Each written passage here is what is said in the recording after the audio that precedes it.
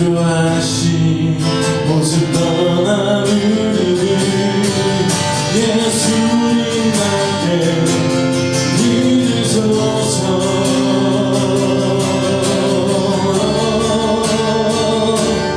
주님보다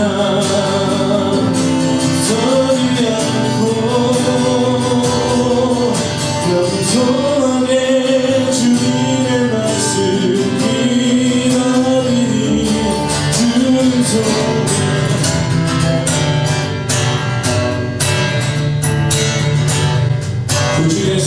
구주 예수 의지하는 심히 기쁜 인생 허락하신 말씀 의심하 주옵도다.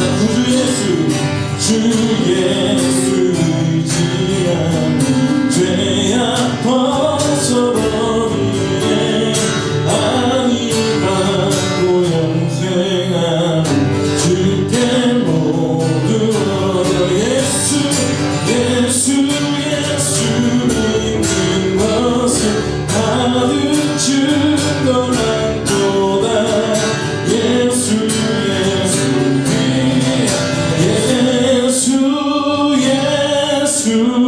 믿는 것을 가득 증거한도다. 예수 위한 예수 믿음 더욱 주소서.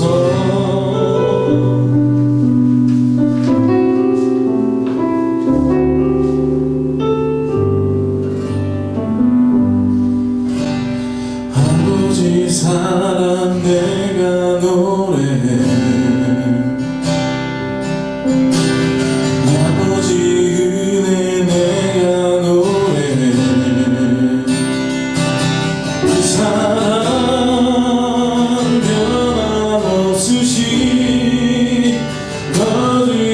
거짓없으시 성실하신 그 사랑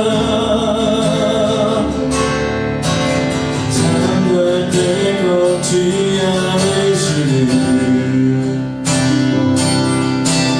꺼져가는 불 끄지 않는 그 사랑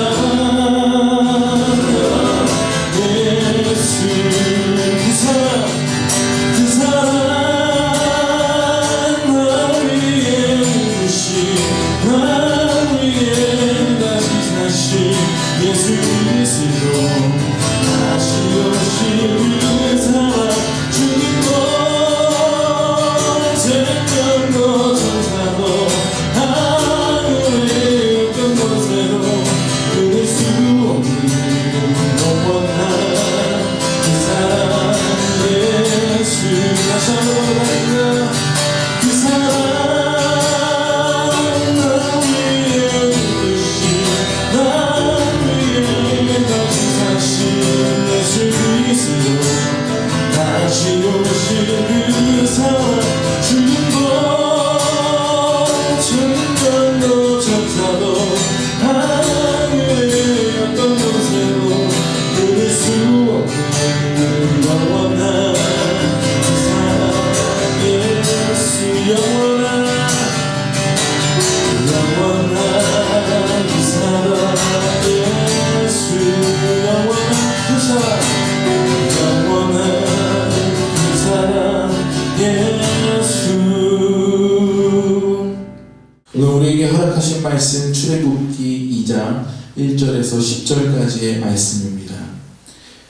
레위 가족 중 한 사람이 가서 레위 여자에게 장가들어 그 여자가 임신하여 아들을 낳으니 그가 잘생긴 것을 보고 석 달 동안 그를 숨겼으나 더 숨길 수 없게 되며 그를 그를 위하여 갈대 상자를 가져다가 엽청과 나무짐을 칠하고 아기를 거기에 담아 나일 갈대 사이에 두고 그의 누이가 어떻게 되는지를 알려고 멀리 섰더니 바로의 딸이 목욕하러 나일 강으로 내려오고 시녀들은 나일 강가를 거닐 때에 그가 갈대 사이에 상자를 보고 시녀를 보내어 가져다가 열고 그 아기를 보니 아기가 우는지라 그가 그를 불쌍히 여겨 이르되 이는 히브리 사람의 아기로다.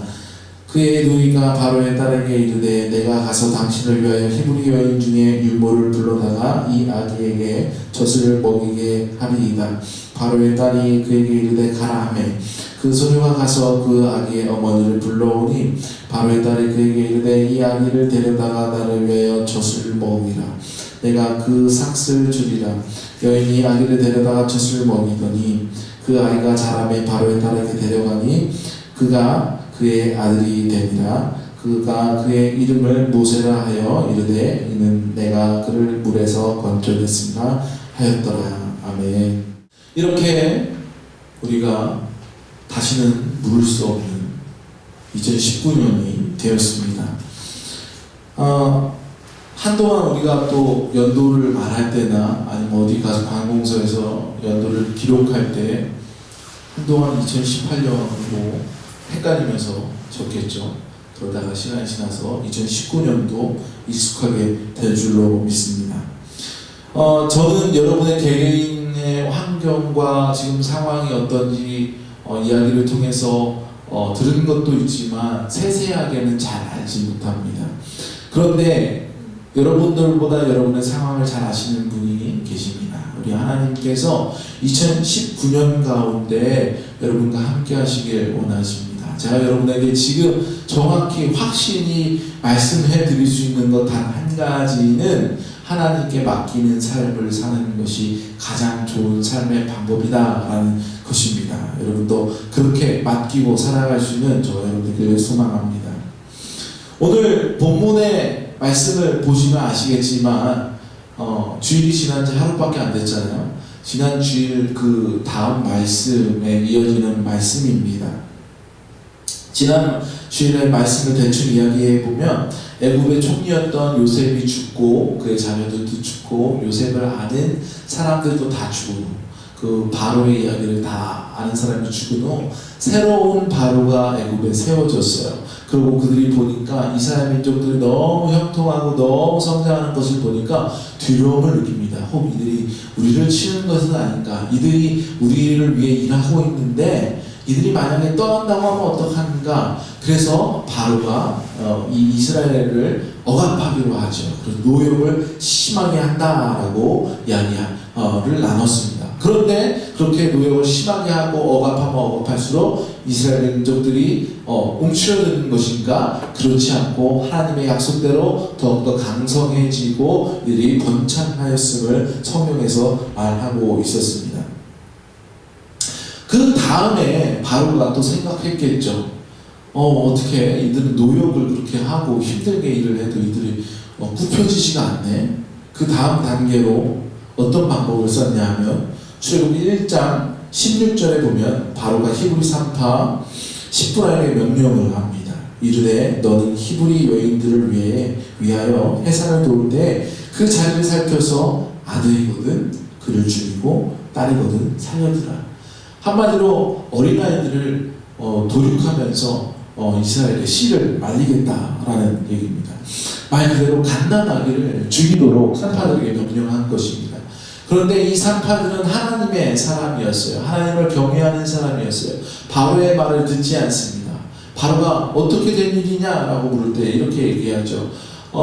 애굽의 여인들과는 달리 이스라엘의 여인들은 너무 강하여서 자기가 도착하기도 전에 먼저 아이를 낳습니다. 그래서 자기가 아들을 선별하여 죽일 그럴 기회조차 없었습니다. 라고 이야기를 하게 됩니다. 여기서 바로가 멈추는가? 그러지 않아요.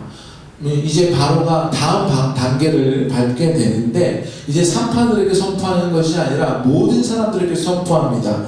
1장 22절에 보면 그러므로 바로가 그의 모든 백성에게 명령하여 이르되 아들이 태어나거든 너희는 그를 나일강에 던지고 딸이거든 살려두라 하였더라 라고 선포하게 됩니다.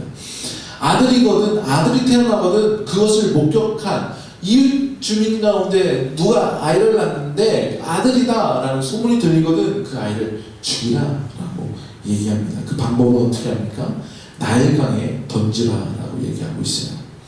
여러분, 이집트 문명은 모든 문명이 그렇지만 큰 강을 끼고 문명이 발달하게 됩니다. 그 물줄기로서 생명이 일어나는 거 아니겠습니까?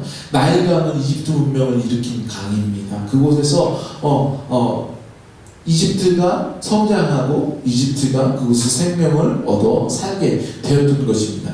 그런데 오늘 바로는 이 생명의 강줄기를 가지고 어떻게 합니까? 아이들을 도륙하는 것에 사용하게 됩니다. 우리가 칼도 의사가 들으면 생명을 살리지만 강도가 들으면 생명을 죽인다라는 말이 있듯이 악한 사람들에게 손에는 어떤 것이 주어지든 악한 것으로 사용될 수밖에 없다라는 것을 볼 수 있습니다.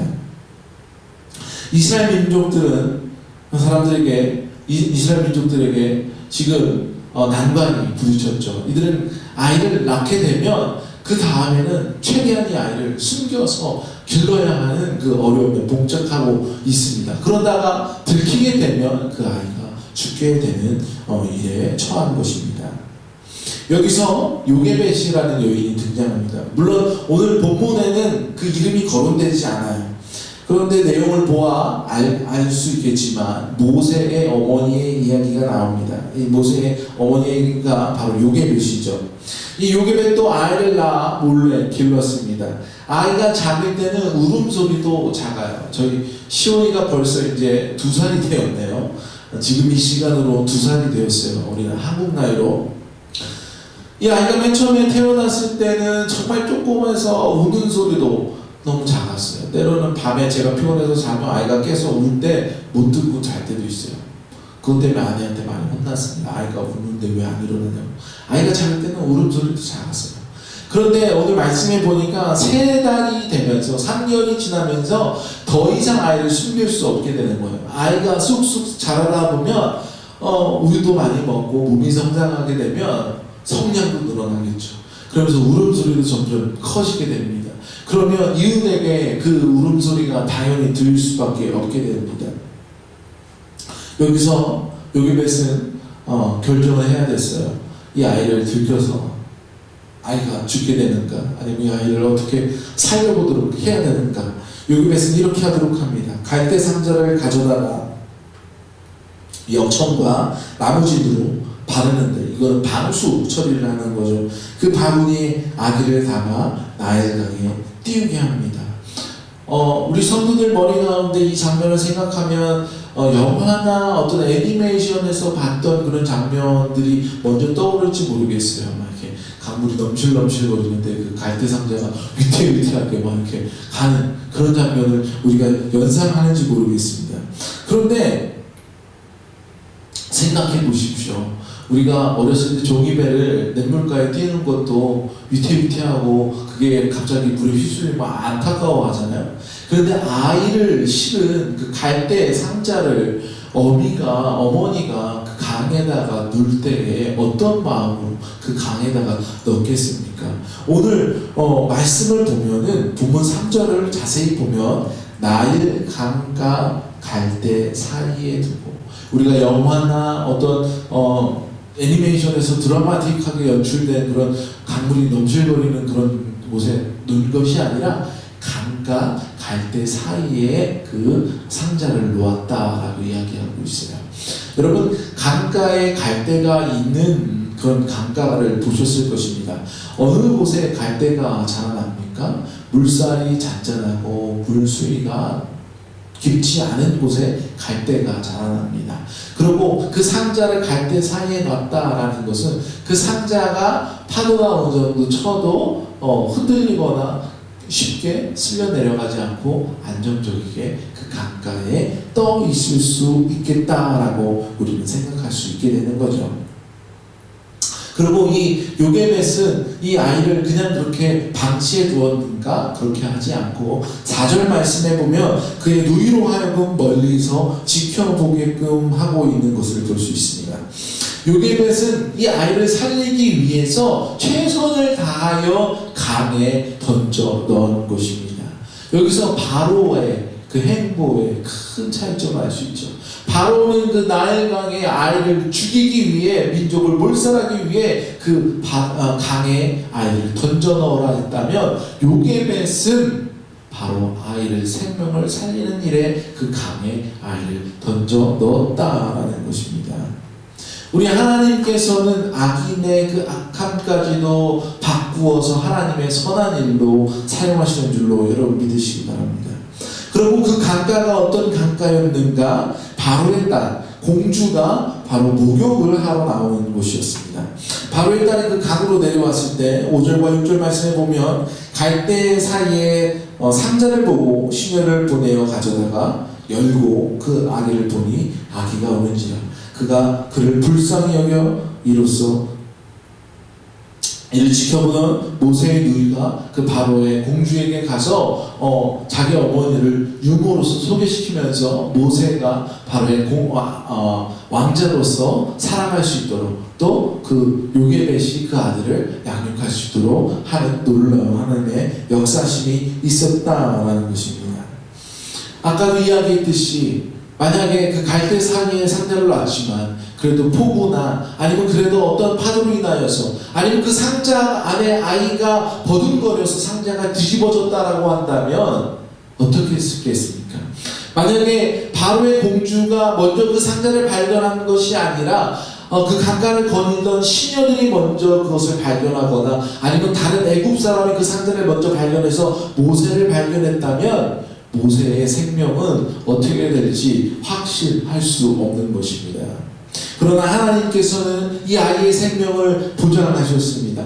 그래서 바로의 공주가 발견케 하고 그가 아이가 오는 모습을 보고 그 마음에 국률한 마음을 가져 그 아이를 입양할 수 있는 이 모든 것들이 어떻게 우연적으로 일어난 것이 아니라 하나님의 인도하심으로 일어났다라고 믿을 수밖에 없는 건 아니겠습니까?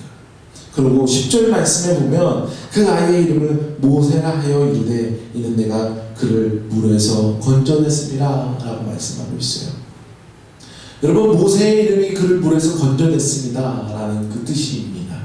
후에 하나님께서는 이스라엘 민족들을 모세를 통하여서 그 애굽의 땅에서 건져내는 일을 보게 됩니다. 이것이 어떻게 우연적으로 생겼다라고 볼 수 있겠습니까? 우리의 삶을 하나님께 맡길 때 요게벳이 강가에 그 아이를 던져 넣었던 것처럼 우리의 삶을 하나님의 그 흐름에 물결 속에 던져 넣었을 때 하나님께서 그 삶을 책임져 주시고 모세를 통하여서 이스라엘 민족들을 구원한 것 같이 우리의 삶을 구원의 자리로 인도하여 주시고 또한 우리를 통하여서 또 이 땅에 믿지 않은 자들을 잃어버린 양들을 구원케 하는 하나님의 역사가 일어나는 여러분 믿으시기 바랍니다. 2019년 우리 삶을 하나님의 물결에 깊이 더 깊이 우리가 맡기시며 그 맡긴 삶을 하나님의 모습으로 하나님의 명령대로 살아갈 수 있는 저와 여러분들에게 주님의 이름으로 축원드립니다. 기도하시겠습니다.